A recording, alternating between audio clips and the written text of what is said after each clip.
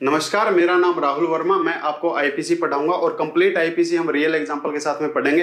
तो करते हैं स्टार्ट बिना देरी किए। आज हम पढ़ेंगे आईपीसी चैप्टर 1 यानी कि सेक्शन 1 से लेके सेक्शन 5 तक। देखिए भाई क्या कहता है सेक्शन 1 ये कहता है कि आईपीसी का नाम क्या होगा और ये कहां पे लागू होगी। तो भैया आईपीसी का जो पूरा नाम होगा वो होगा भारतीय दंड संहिता यानी कि इंडियन पिनल कोड। और ये कहां पे लागू होगी? पूरे भारत के ऊपर लागू होगी। अब पूरे भारत का मतलब क्या होता है भैया? तो पूरे भारत का मतलब वही होता है जो आईपीसी सेक्शन 18 के अंदर बताया गया, 18 के अंदर बताया गया।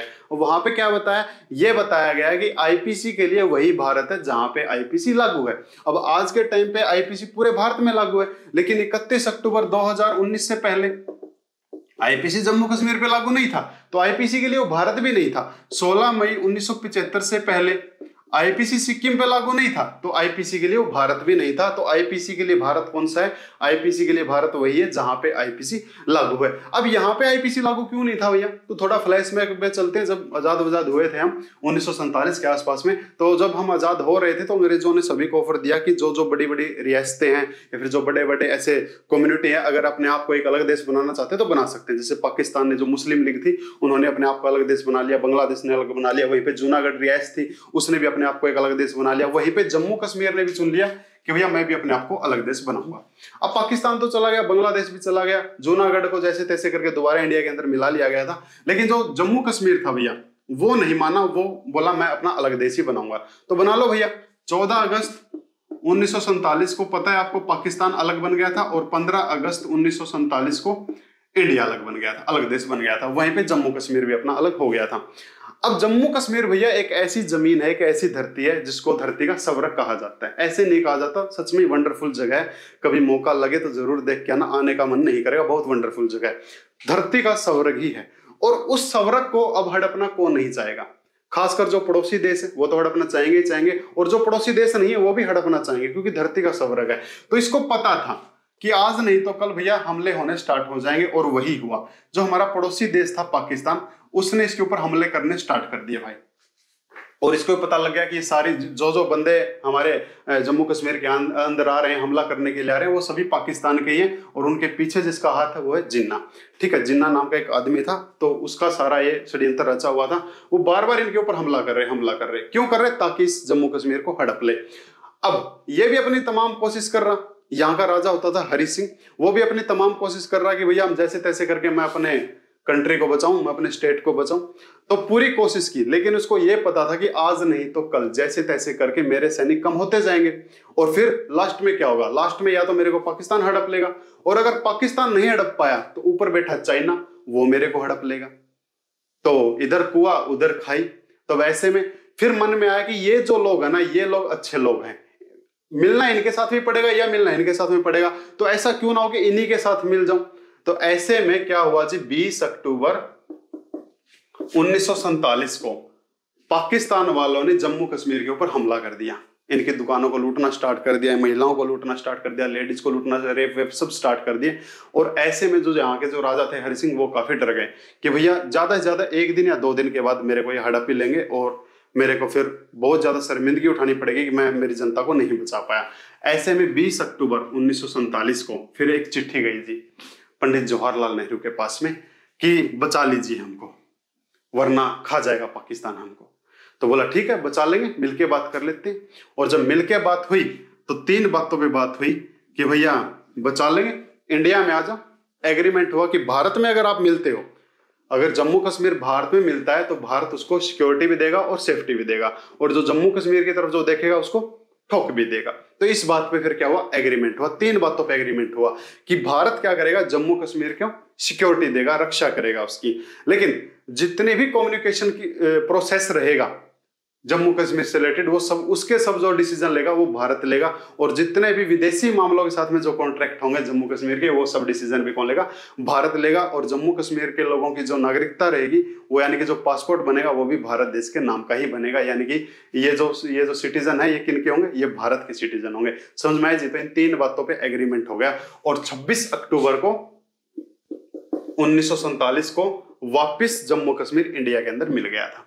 ठीक है जी। लेकिन उन्होंने भी अपनी शर्त रखी कि भैया हमारे यहाँ पे हम अपना कानून चलाएंगे। बोला कोई दिक्कत नहीं, चलाओ, उसमें हमको कोई दिक्कत नहीं, लेकिन जो भी कानून चलेगा संवैधानिक चलेगा भैया। ऐसा नहीं कि हाँ चलाओ उसमें कोई एतराज नहीं। तो जम्मू कश्मीर ने अपना अलग कानून बना रखा था, रणवीर सिंह पिनल कोड, तो उसके अकॉर्डिंग चलता था। और इंडिया में क्या चलता था, आईपीसी चलता था। इसीलिए जैसे ही आपका ये आर्टिकल 370 हटा 31 अक्टूबर 2019 के बाद में आईपीसी जम्मू कश्मीर के ऊपर भी लागू हो गया। क्योंकि पहले क्यों लागू नहीं हुआ था ये चीज मैं आपको बता ही चुका हूं। अब सिक्किम की क्या स्टोरी है भैया, तो सिक्किम की स्टोरी है, सिक्किम अपना देश नहीं होता था भैया, अपना स्टेट नहीं होता था, सिक्किम एक अलग देश होता था। सिक्किम अलग देश होता था और सिक्किम भी छोटा सा ही होता था। 1947 को इंडिया आजाद हुआ था और 1949 में चाइना आजाद हुआ था। जैसे चाइना आजाद हुआ तो सिक्किम के ऊपर धावा बोलना स्टार्ट कर दिया कि ये सिक्किम को हम अपने अंदर मिलाएंगे, अपने छोटा सा देश था। तो सिक्किम को भी काफी बार समझाया, उसके लिए एक आर्टिकल भी बनाया। तो सिक्किम को भी जैसे तैसे करके फिर 16 मई 1975 को भारत में मिला लिया गया था। और पहले सिक्किम एक अलग देश होता था, फिर आज के टाइम पे सिक्किम क्या है, भारत का एक स्टेट है। तो जैसे ही वो भारत का स्टेट बना वहां पे भी आईपीसी लागू हो गया। तो समझ में आया जी। तो आईपीसी का पूरा नाम क्या होगा, इंडियन पिनल कोड होगा। और आईपीसी कहां पे लागू होगा, पूरे भारत में लागू होगा। और आईपीसी के लिए भारत कौन सा होगा, जो आईपीसी सेक्शन 18 के अंदर बताया गया। अब 18 के अंदर क्या बताया कि जहां पे आईपीसी लागू है वही आईपीसी के लिए भारत है जी। अब सेक्शन 2 देखिए भाई। और अगर आप नोट्स बना रहे हो ना भैया, तो इसकी हेडिंग आप ना बुक से कॉपी पेस्ट कर लो, वो सबसे बेस्ट रहेगा। और अगर आप अपनी खुद की हेडिंग बना के लिखते हो तो वो सबसे ही बेस्ट रहेगा भाई, ठीक है। चाहे आप इंग्लिश में पढ़ो या हिंदी में पढ़ो, बस आपको एक कॉन्सेप्ट क्लियर होना चाहिए कि ये चीज कहना क्या चाहते हैं। आप उसको इंग्लिश में भी लिख सकते हो और हिंदी में भी लिख सकते हो। लेकिन अगर आपको कॉन्सेप्ट क्लियर नहीं हुआ तो कल को एग्जाम में बहुत ज्यादा दिक्कत आएगी, फंस जाओगे कि कौन सा सेक्शन लगेगा कौन सा नहीं लगेगा। सबसे जरूरी होता है कॉन्सेप्ट। और मेरा मानना है कि कॉन्सेप्ट की गर्दन पकड़ लो, भागने ही मत दो, बस एक चीज पकड़ लो कि हाँ ये चीज होगी और वही चीज होती है। अब देखिए भैया सेक्शन 2 क्या कहता है।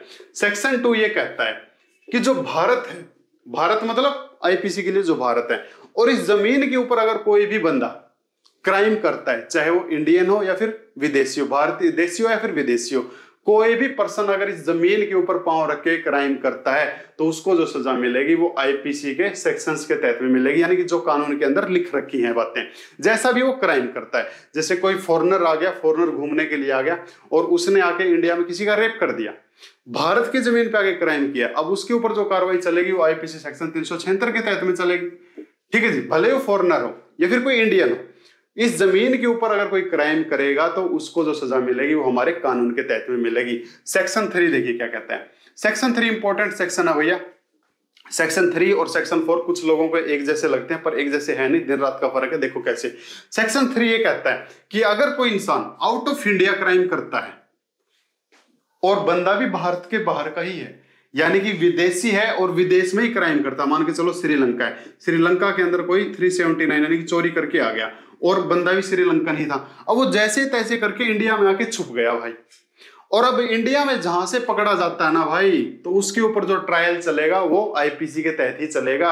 भले ही उसने कांड दूसरे देश में किया और दूसरे देश का ही पर्सन हो, अगर दूसरे देश के अंदर अपना इंडियन अगर वहां पे जाके करता तब तो आईपीसी के तहत सजा मिलती। वो सेक्शन 4 में सिखाऊंगा मैं आपको, ठीक है। यहां पे बात बता दी कि अगर कोई आउट ऑफ इंडिया यानी कि किसी भी जो भारत से बाहर जो भी स्टेट है फिर जो भी कंट्री है उसमें अगर कोई क्राइम करता है और बंदा भी बाहर का ही है, अगर वो क्राइम करता है और जैसे तैसे करके अगर वो भारत में आके छुप जाता है और जहां से भी उसको पकड़ा जाएगा उसके ऊपर जो ट्रायल चलेगा वो आईपीसी के तहत चलेगा, उसके ऊपर जो मुकदमा चलेगा वो आईपीसी के तहत चलेगा। और इसका जो प्रोसेस बता रखा है वो बता रखा है सीआरपीसी के सेक्शन 187 के अंदर। अगर टाइम निकाल के ये सेक्शन एक बार हल्का हल्का पढ़ लेना, ठीक है जी। तो आई थिंक ये चीज समझ में आ गया होगी। सेक्शन 4 3 तरह की बात कहता है भाई।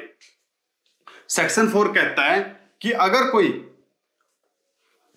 ऐसा इंसान जिसको भारत की नागरिकता मिली हुई है भैया, कोई भी ऐसा इंसान जिसको भारत की नागरिकता मिली हुई है, मान के चलते मतलब भारत का इंसान है, ये अपना इंडिया भाई, अब की बार मैं ऐसा नहीं बना रहा क्योंकि जगह थोड़ी ज्यादा चाहिए। अब अपने देश का कोई नागरिक है और वो अगर दूसरी कंट्री में जाके, 3 तरह की बात बताता है, आपको ऐसे याद रखनी पड़ेगी 1 2 3। पहली बात ये कहता है अगर कोई अपना नागरिक यानी कि जिसके पास में भारत की नागरिकता है और वो दूसरे देश में जाके अगर कोई क्राइम करता है तो उसको जो जब भी वो इंडिया में आएगा या फिर लाया जाएगा उसको जो सजा मिलेगी वो आईपीसी के तहत ही मिलेगी जी।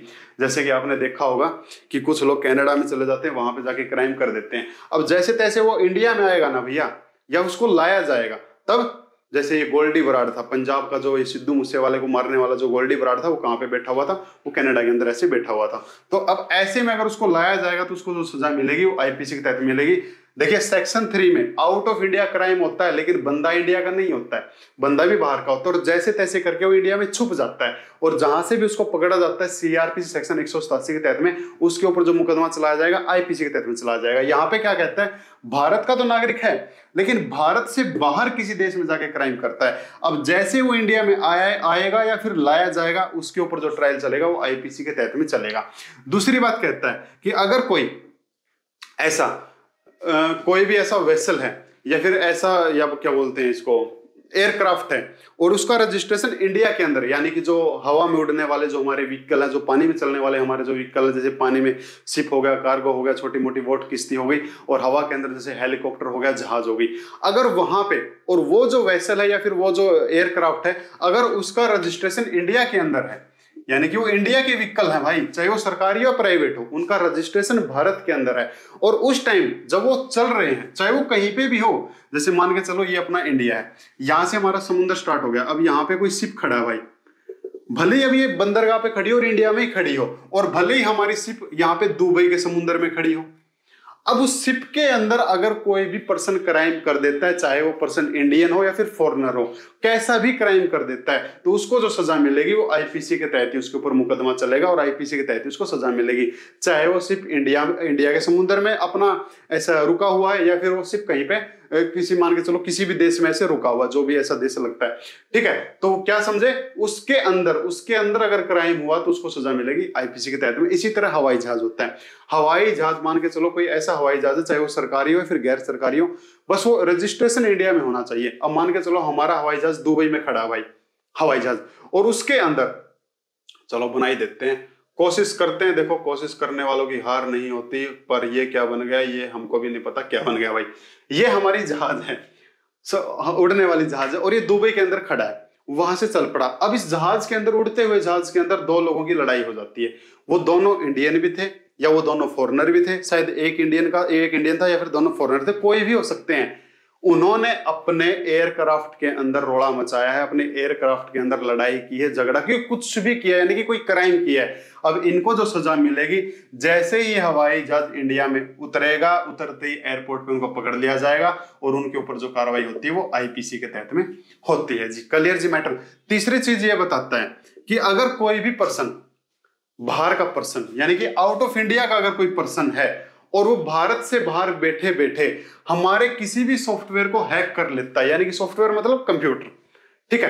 देखो कंप्यूटर का क्या मतलब होता है, कंप्यूटर का हर वो चीज कंप्यूटर मानी गई है भाई जो सॉफ्टवेयर से चलती है। जैसे मेरा मोबाइल फोन है, आपका मोबाइल फोन है, लैपटॉप है, कंप्यूटर है, आजकल तो गाड़ियों के अंदर भी ये चीजें आने लगी, एटीएम मशीन जो है, ये सब क्या है, ये सब सॉफ्टवेयर से ऑपरेट होती है, इनको ट्रेस किया जा सकता है, तो उस चीज को क्या माना गया है, कंप्यूटर माना गया है। अगर कोई भारत से बाहर बैठा, भारत से बाहर मतलब पाकिस्तान हो सकता है, नेपाल हो सकता है, बांग्लादेश हो सकता है, श्रीलंका हो सकता है, अफगानिस्तान हो सकता है, दुबई हो सकता है, कनाडा, ऑस्ट्रेलिया, जितने भी भारत से बाहर हो गए, अगर वहां पे बैठा बैठा कोई पर्सन और भारत के किसी कंप्यूटर को, यानी कि जो चीज ऐसे सॉफ्टवेयर से चलती है जिसको ट्रेस किया जा सकता है, अगर उसको हैक कर लेता है, उसके साथ में कोई क्राइम कर देता है, तब उस पर्सन के ऊपर भी कैसे कार्रवाई होगी, आईपीसी के तहत में ही कार्रवाई होगी। लेकिन अगर वहीं पे कोई इंडियन अगर ये काम कर दे तो मैं आपको आईपीसी सेक्शन 2 के अंदर ही बता चुका हूं कि अगर अपनी जमीन पे बैठ के अगर कोई काम करेगा, अपनी जमीन के अंदर कोई काम करेगा, चाहे फॉरेनर हो चाहे इंडियन हो, उसको तो आईपीसी के तहत सजा मिलेगी ही मिलेगी।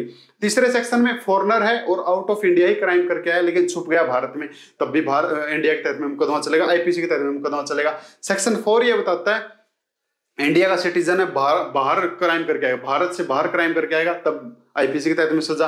अगर कोई हमारी वेसल या फिर एयरक्राफ्ट है जो कहीं पे भी हो, उसके अंदर अगर कोई क्राइम करता है, वो पर्सन भी चाहे कहीं का हो, उसको भी सजा आईपीसी के तहत में मिलेगी, यानी कि ट्रायल जो चलेगा आईपीसी के तहत में चलेगा। और तीसरी बात कह दी कि अगर कोई भी पर्सन भारत से बाहर बैठ के, कोई भी पर्सन भारत से बाहर बैठ के हमारे भारत के अंदर किसी कंप्यूटर को हैक करेगा या कोई क्राइम करेगा, उसको भी सजा आईपीसी के तहत में मिलेगी। तो सेक्शन 1, 2, 3, 4 आई थिंक क्लियर हो गए होंगे। देखिए भैया इसी तरीके से हम ना पूरी आईपीसी पढ़ेंगे, ठीक है, पूरी आईपीसी को इसी तरीके से पढ़ेंगे। और अगर आपका कोई भी डाउट आता है और अगर आपको कोई भी इंक्वायरी मेरे से लेनी है तो मैं अपना नंबर बता देता हूँ, ये मेरा पर्सनल नंबर है 8801206666। आप व्हाट्सअप कर सकते हो, कॉल कर सकते हो, और कोई भी आपको इंक्वायरी लेनी, कोई भी अगर आपका डाउट आता है तो डाउट मेरा क्लियर करने का काम मेरा। आप डाउट लेके आओ, ट्रॉली भर के डाउट लेके आओ, क्लियर मैं करूंगा। अब पढ़ लेते हैं सेक्शन 5, ठीक है भैया। और अभी तक भी अगर आपने ये कोर्स ज्वाइन नहीं किया तो इसको फटाफट से ज्वाइन कर लीजिए। कंपटीशन बहुत है भैया मार्केट में, कंपटीशन बहुत है, और आने वाला जो टाइम है आपको पता है बहुत ज्यादा भीड़ होने वाली है। अभी तक जुडिशरी के अंदर इतना नहीं है जितना आईएएस आईपीएस के अंदर है। आने वाले टाइम में जुडिशरी के अंदर भी इतना हो जाएगा। तो जुडिशरी की तैयारी कर रहे हो, एपी की तैयारी कर रहे हो, या फिर B1 की तैयारी कर रहे हो, या फिर किसी और लॉ से संबंधित किसी कोर्स की तैयारी कर रहे हो, तो फटाफट से इसको ज्वाइन कर लीजिए। देखिए सेक्शन 5 ये क्या कहता है, कंपटीशन बढ़ा और दिक्कत हुई। सेक्शन 5 ये कहता है कि आईपीसी लागू कहां नहीं होगा। चैप्टर 1 के अंदर हमने ये तो पढ़ लिया कि आईपीसी लागू कहां पे होगा, पूरे भारत के ऊपर लागू होगा। ठीक है, अगर भारत से बाहर अगर कोई क्राइम करके आता है, भारत से बाहर का ही बंदा है, भारत में आके छुप जाता है, उसके ऊपर भी आईपीसी लागू होगा। और सेक्शन 4 के अंदर हमने क्या सीखा था, अगर इंडिया का पर्सन है बाहर क्राइम करके आता है तब भी आईपीसी के तहत, अगर हमारी वेसल में एयरक्राफ्ट में अगर कोई क्राइम करता है तब भी आईपीसी के तहत में, और अगर कोई बाहर से बाहर बैठा बैठा हमारे कंप्यूटर को हैक करता है तब भी आईपीसी उसके ऊपर लागू होगा। लेकिन यहाँ पे बता दिया कि आईपीसी लागू कहां पे नहीं होगा। तो भैया इंडियन आर्मी पे आईपीसी लागू नहीं होगा, नेवी पे लागू नहीं होगा, और एयरफोर्स के ऊपर लागू नहीं होगा। वहां पे आईपीसी लागू नहीं होगा। उनके अपने एक एक्ट हैं, जैसे इंडियन आर्मी एक्ट अलग है, नेवी एक्ट अलग है, आपका एयरफोर्स एक्ट अलग है, और उनके अंदर ही उनकी सजा बताई गई है कि अगर उनका कोई सैनिक वैसा काम कर देता है तो उसको उनके तहत ही सजा दी जाएगी जी। ठीक है जी। तो आईपीसी कहां पे लागू नहीं होगा, आर्मी पे, नेवी पे और एयरफोर्स पे लागू नहीं होगा। तो ये था जी आपका सेक्शन। जैसे एक एग्जांपल बता भी देता हूं, मान के चलो कोई पुलिस वाला है, अगर कोई पुलिस वाला घोटाला कर देता है या फिर कोई मंत्री घोटाला कर देता है तो आईपीसी सेक्शन 409 उसके लिए बना हुआ है। लेकिन अगर वहीं पे कोई आर्मी वाला घोटाला कर दे तो, नेवी वाला घोटाला कर दे तो, एयरफोर्स वाला कर दे तो तब 409 नहीं लगेगा भैया। ठीक है, तो उसके लिए आर्मी एक्ट के अंदर, नेवी एक्ट के अंदर और एयरफोर्स एक्ट के अंदर उनके कर्मचारी, उनके सैनिकों के लिए अलग कानून है। तो यहाँ पे आईपीसी लागू नहीं होगा। तो ये था भैया आपका आईपीसी चैप्टर 1। कोई भी चीज आपको समझ में ना आई हो, हल्की से हल्की, मैंने आपको नंबर दे दिया, बेझिझक कमेंट पहुंचो। मैं फिर कह रहा हूं, ट्रॉली भर के लेके आओ, ट्रॉली भर के डाउट लेके आओ, क्लियर करना मेरा काम है। थैंक यू भैया।